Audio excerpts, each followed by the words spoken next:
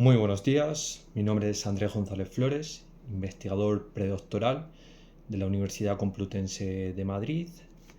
Esta ponencia, que lleva como título De la crisis de representación a la representación en crisis, la evaluación de un concepto por un doble cerco, se enmarca en el 17 Congreso Español de Ciencia Política de la AESPA. En la mesa, el lugar del liberalismo y del pluralismo en una democracia avanzada, correspondiente a teoría política.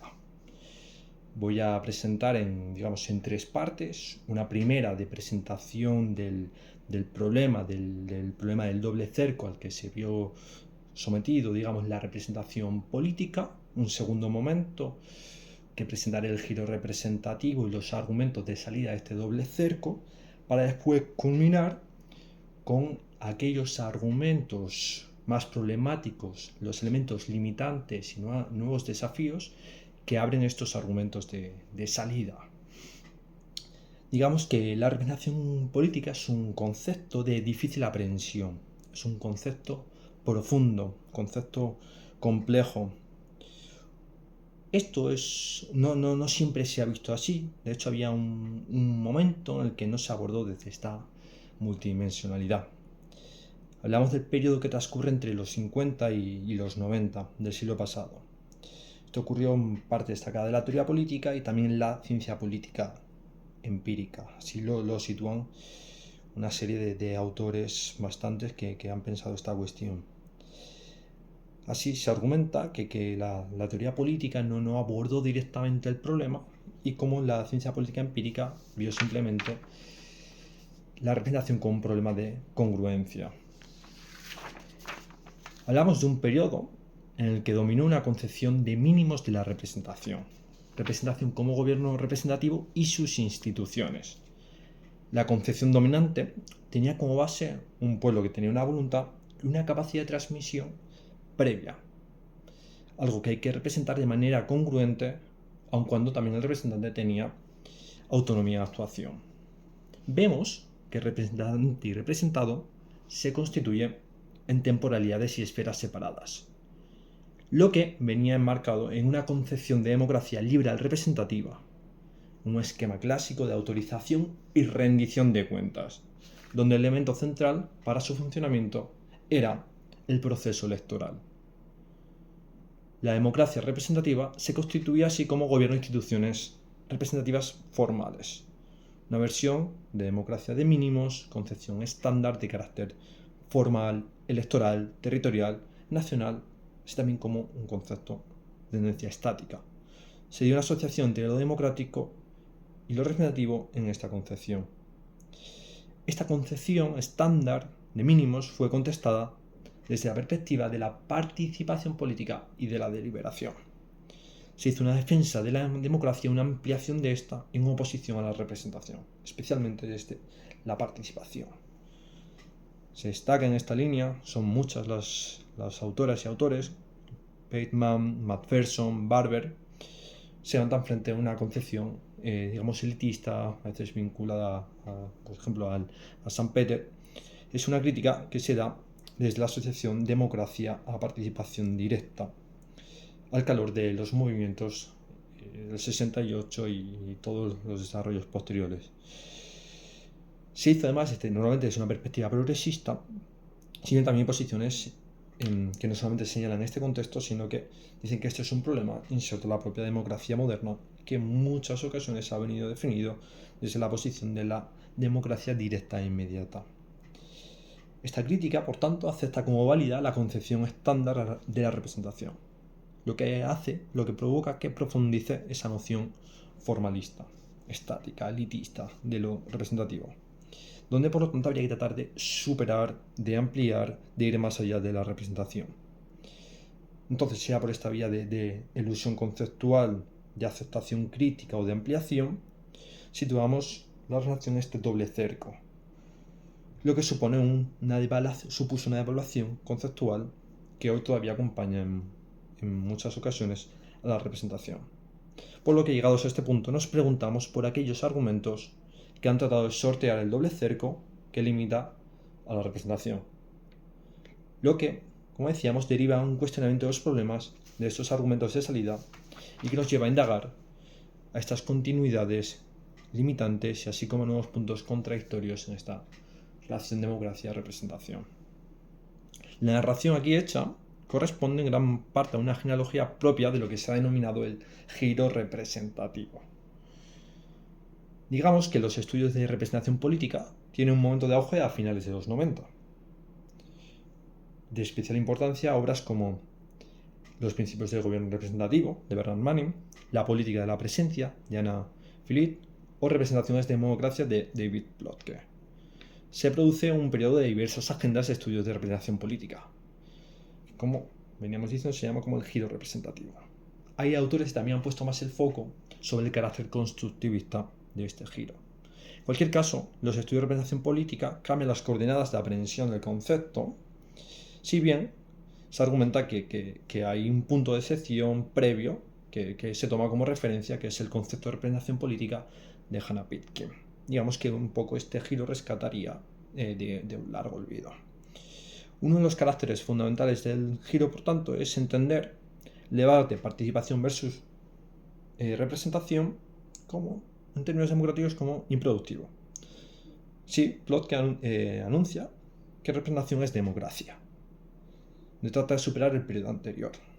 El giro compartiría así que la representación es fundamental y necesaria para la democracia. No se trata de un mal menor, digamos, debido a las dimensiones de los sistemas políticos, no es de menor democraticidad con respecto a las prácticas asociadas a la democracia directa, y representación es, por tanto, una sustracción participativa, una sustracción de la soberanía o de la democracia, ¿no? No son dos conceptos opuestos. A lo que puede incorporarse, que es un periodo en el que se señalan y se reorientan, se toman las críticas a los elementos de exclusión de las teorías liberales de representación. Se ve muy bien en la literatura de presencia. Entonces se sitúa como objetivo el giro la reconceptualización en la relación con la democracia. No significa una univocidad en esta respuesta, pues desde el lado de la participación política, si pensamos en los discursos movimentistas, son muchas las obras, por ejemplo, el calor de la primavera árabe o del 15M en España, se han recuperado muchos de estos discursos, y como Chegosky podemos hablar de cierta tendencia a una nostalgia de participación efectiva en las democracias modernas. También en un sentido opuesto, se ha tratado de defender la representación desde estos elementos más previos, como en el caso del politólogo Giovanni Sartori, que se lanza en defensa de la democracia versus el gran peligro para la democracia que supone las perspectivas de la representación. Estas posiciones nos permiten la introducción de algunos de estos caracteres fundamentales del giro. La salida del doble cerco, vía cuestionamiento del debate, participación, democracia, representación. La pluralización de esferas de lo representativo también sería un carácter de este giro. Dinamismo conceptual frente al previo estaticismo, una asunción de la complejidad, pero también el cuestionamiento de entender la representación como preconstitución de partes, así como el entender el rol de la ficción, de la narración, digamos, del componente también discursivo en lo representativo.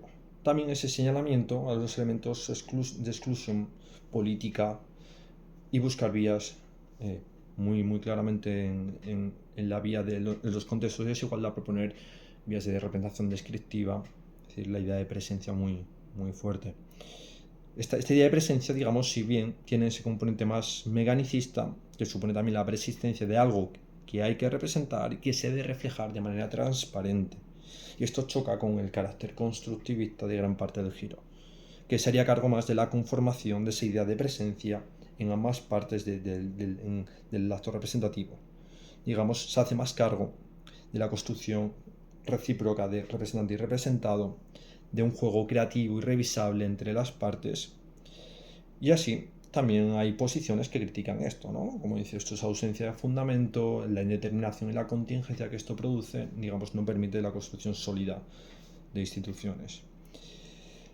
La primera, digamos, mantendría un poco ese esa oposición democracia-participación, pues siempre hay algo más deseable, que es la presencia directa inmediata, ¿no? Esto lo ha señalado con claridad Urbinati, cuestionando esta visión espacial de la presencia directa, esa inmediatez que postulan, como devaluando todas esas ideas supuestamente como indirectas y que serían asociados a lo más representativo. Así, en este giro, frente a esto, ¿no? Se produce en gran parte una asunción de la mediación, lo que implica mediación del concepto de representación. Así también, lo podemos ver en autoras como Williams, así también la misma posibilidad de nociones de pueblo, de comunidad, que son necesariamente representativas. Se produce, digamos, una asunción de la imposibilidad de escapar de la representación, que incluso cuando aparece nominalmente ausente, cuando no aparece, digamos, como tal, lo que se supone que es democracia directa está ahí presente. Por lo tanto, esta aceptación, digamos, permite hacer las relaciones visibles y entonces la cuestión es que hay más riesgo en no hacerse cargo de lo que es representativo. Así, aceptada esta ampliación, el rol de la representación se ve en multitud de espacios que se expresan de manera de reclamos y de mediaciones políticas que se entienden como representación, con multitud de formas no electorales que emergen en el campo representativo. También uno de los desafíos de estos estudios se encuentra en las dificultades de una visión de conjunto. Mainsbury, más recientemente Rey, han puesto ese acento en una teoría de representación que no dispone de un enfoque sistemático fuerte, donde han predominado modelos aislados. Entonces hay que apostar más por la vía de las interacciones entre ellos, los desplazamientos que se dan y demás. Esto tendría también a Pitkin como una precursora, si bien también hay críticas a esta misma autora, porque asume una concepción de mínimos central, un concepto central que no permitiría ese engarzar la complejidad. Digamos, incorpora una visión más amplia y pluralista de la representación, si bien esta pluralización no implica que dejen de producirse análisis con preferencias normativas excluyentes de contenido representativo. La preferencia normativa no se ve problemática en sí, sino que, digamos, la ampliación y la complejización conlleva no regresar a concepciones mínimas. Digamos, se afirmaría que en parte los debates del giro sí que mantienen este problema. ¿Dónde lo ilustramos? Podemos ilustrarlo bien. La relación de populismo, democracia y representación. Precisamente autores como Rey sí que, a pesar de apostar por una visión sistémica, tomando concepciones del populismo como las de Müller, lo entienden incompatible con la democracia y la representación, especialmente por su antipluralismo. Si bien la interiorización de las premisas del giro implica no señalar desde una concepción más sistemática que el otro de lo representativo es lo populista. Además, esto muestra un elemento paradójico cuando se pone el acento sobre el elemento inclusivo y supone representación a exclusión, dadas las potencialidades inclusivas que gran parte de la literatura ha mostrado con el populismo. Esto implicaría un retorno a la concepción institucionalista liberal, que además esto adquiere un carácter, digamos, crítico, pues entre otras, Brito Vieira señala que un carácter del giro representativo también tiene que ver con su institucionalismo. Esto no tiene que ver con la cuestión en sí del populismo, sino que conlleva entender el componente, digamos, refundacional de todo el lazo representativo. Así, la asunción de rupturas con definiciones de tendencia estática y la asunción de la pluralidad, digamos, va en paralelo a la inclusión en la vía representativa de fenómenos como el populismo. Por supuesto, asumir la pluralidad conlleva riesgos. Es aceptar que la relación representativa se construye de una diversidad de maneras y que pone a la democracia en un proceso de resignificación constante. Pero, digamos, podemos pensar que si hay otra manera de que esto sea así, la selección de un modelo normativo democrático de preferencia y su deriva de carácter estático no eliminaría el problema, ya que se ha tratado de apuntar a los riesgos de esta visión constructivista, por ejemplo, críticas a la visión de Claude Lefort, y su modelo simbólico, por ser indeterminado, que aboca a la ausencia de fundamento, digamos, como si fuera una concepción que una crítica a lo vacío elimina sus riesgos. No, es precisamente aceptar que la democracia aspira a hacerse cargo de esto, del dinamismo, de la pluralidad, de la disputa, de los fundamentos, y en su ausencia como predefinida. No asumirlo es una decisión normativa de aspirar a una suerte de control imposible que continuamente vuelve a afirmarse, dado la propia variabilidad cuando nos ponemos a estudiar la representación. Se ponga el foco sobre un orden que se va, digamos, más estabilizado, que se reformula, o un contexto que venga conceptualizado como la propia idea de crisis de representación. Aceptar la pluralidad representativa, la renuncia a este concepto esencial, digamos, está ligada a este modelo, a esta idea de que no hay un modelo representativo de democracia. Digamos que no hay necesidad de, como afirma Nastrom, que nos diría que la representación se ha ganado el derecho, tiene el derecho a ser un propio modelo democrático, no sería tanto esta cuestión. Pues no solo es que representación es democracia, es que hay representación sin democracia, pero no a la inversa. No tendría tanto sentido. Hay modelos de democracia y modelos de representación. En este sentido, es muy interesante la crítica de Redfield realizada a la concepción pittkiniana, que tiene el foco primario en la representación democrática ya de por sí, lo que a su juicio no conlleva una confusión entre lo conceptual y lo sustantivo o normativo, y que le llevó a no tener en cuenta el ámbito, la cuestión, lo no democrático. En cierto sentido, en su texto anterior, posterior, un texto de Hannah Pitkin de 2004, se lamenta haber dado por sentada de manera irreflexiva la idea de democracia y representación, y pasa a considerarlo como una relación frágil y evanescente, si bien ella con un tono más negativo, pues no tiene por qué ser así, ¿no? Es en un sentido peyorativo, sino verlo como una cuestión, digamos, normalizada. Por tanto, para ir pensando en acabar, lo que nos lleva a situar como punto crítico la relación conflictiva, digamos, de los diferentes elementos del giro representativo. Hemos identificado con especial fuerza el carácter, digamos, de normativismo democrático e institucionalismo con la apuesta por la pluralidad, la complejidad y el dinamismo conceptual. Afirmamos una diversidad de posiciones en el giro, que encontraríamos posiciones más pluralistas, otras más constructivistas, con mejor capacidad de asociación, y otras más institucionalistas y apegadas a nociones más vinculadas a la tradición conceptual de la tradición liberal representativa. Por tanto, una de las líneas a seguir explorando tiene que ver con hacerse cargo de esta producción, de estas consecuencias que el propio giro ha afirmado, y digamos, pensar vertientes más analíticas que tienen que relacionarse con estos elementos más normativos, si bien estos también deben estar en continua revisión. Así, puede enfocarlo, digamos, una concepción, digamos, con más garantías, una concepción más refundadora del orden político, que tome lo contingente, lo no preconcebido, la diversidad de modalidades de pueblo, de nación, de cualquier demos que se construya, como eje de disputa sin contenido fijado de antemano, que permite eludir problemas como pensar los problemas de representación como solucionables. Aquí podemos pensar en las diferentes premisas que acompañan las formas tecnocráticas. Si también eluden problemas de posiciones contrarias que parten de premisas de que lo representado se define como esto de antemano y hay que representarlo de manera congruente. Cuando no es así, ¿qué pasa?